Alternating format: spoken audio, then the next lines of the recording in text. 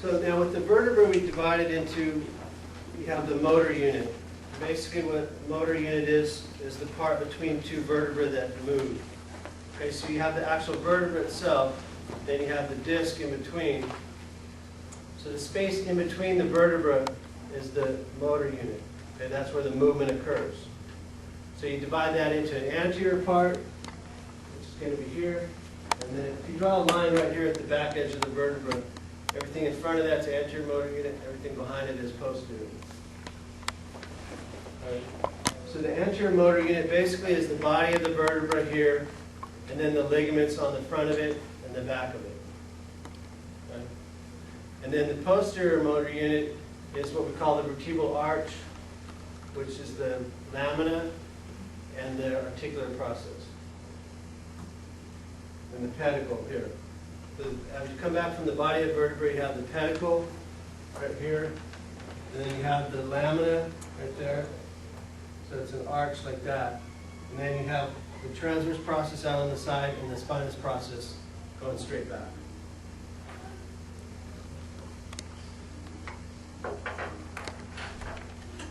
And then what goes through here? Spinal cord, right? And then right here, this opening right here is what's called the IVF. Intervertebral foramen. So intervertebral meaning between two vertebrae, and that's where the nerve roots come through. So you have the spinal cord going through the center, right here, and then you have the nerve roots coming out here. If there's another vertebra sitting below it, you have this opening right there is the IVF.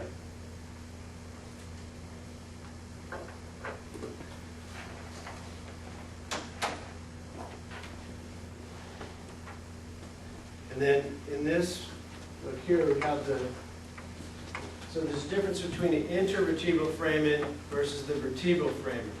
And the vertebral foramen is only found in the cervical, and that's this opening right here. What that is the vertebral artery goes through that. And that only is found in the neck.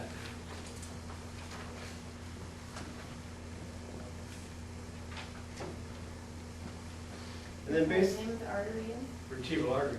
Yeah. So the vertebral artery goes through the vertebral foramen, and it's only in the neck.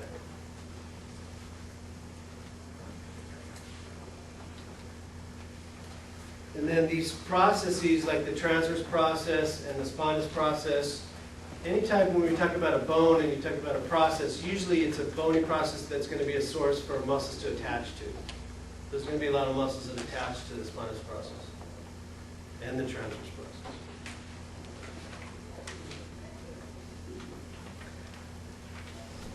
So then we talk about the spinous process. Those are the ones here that you can fill in the back.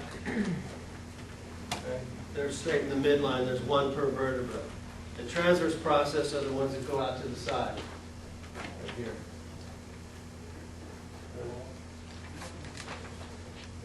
And then you have articular processes.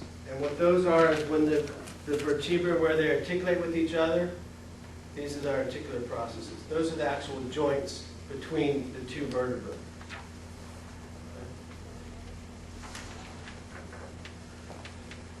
So then, like I said, here's going to be the intervertebral foramen. And then this right here is the pedicle. Pedicle meaning foot. So it's basically, as you come back from the body of the vertebra, you have, this is the pedicle right here, like in the foot of the vertebra.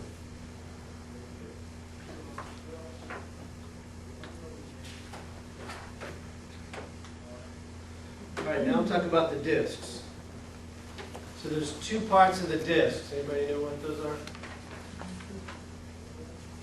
One begins with the AF and the other one's the NP. So it's the annulus fibrosus, which is the outer rings here.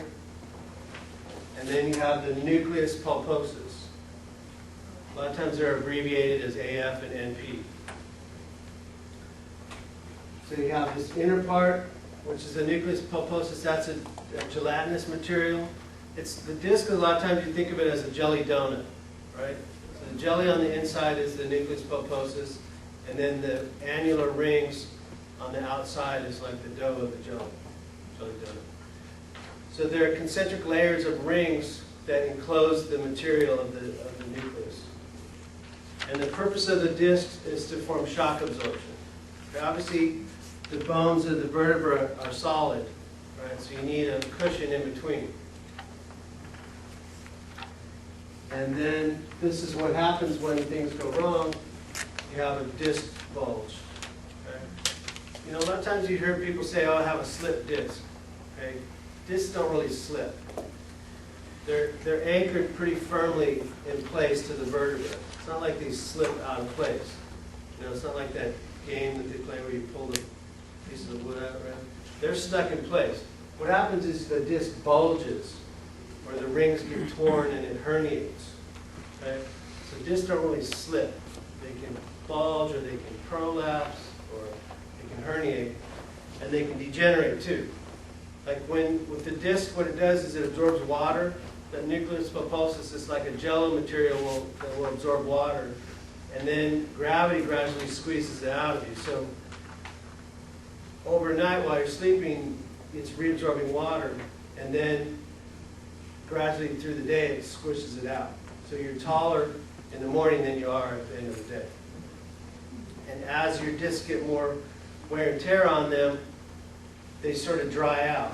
So it's like an analogy is compare it to, you start out with grapes and you end up with raisins, right?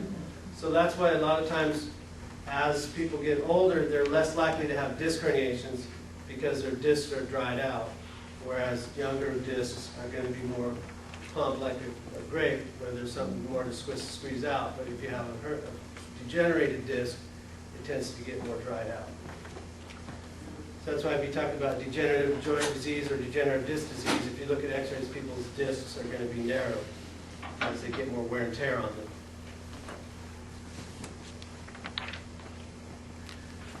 So then now we'll talk about the ligaments that hold the spine together or support it. So what's the word that we talk about when we're talking about towards the front of the body? Anterior, and then towards the back? Posterior. And if you were going to name something that went all the way up and down, that kind of went a long way, so we'll call it longitudinal, right? So we'll say this is the anterior longitudinal ligament. So then what's going to be the one right here? Posterior longitudinal ligament, right? So if these are spinous processes, and we're going in between the spinous process, what would be a good name for that ligament? Interspinous ligament. And if we have, doesn't really show it, but if you have the transverse process, what would be a good name for the ligament that goes in between the transverse process? Intertransverse. Okay? And then, let's see if we have a... And between the lamina on the back here, it's called the ligamentum flavum, which is also called the yellow ligament. So basically there's ligaments that surround all the way around the spinal cord. You have anterior longitudinal, posterior longitudinal that surrounds the body of the vertebra. Then you have intertransverse, interspinous, and then ligamentum flavum between the lamina.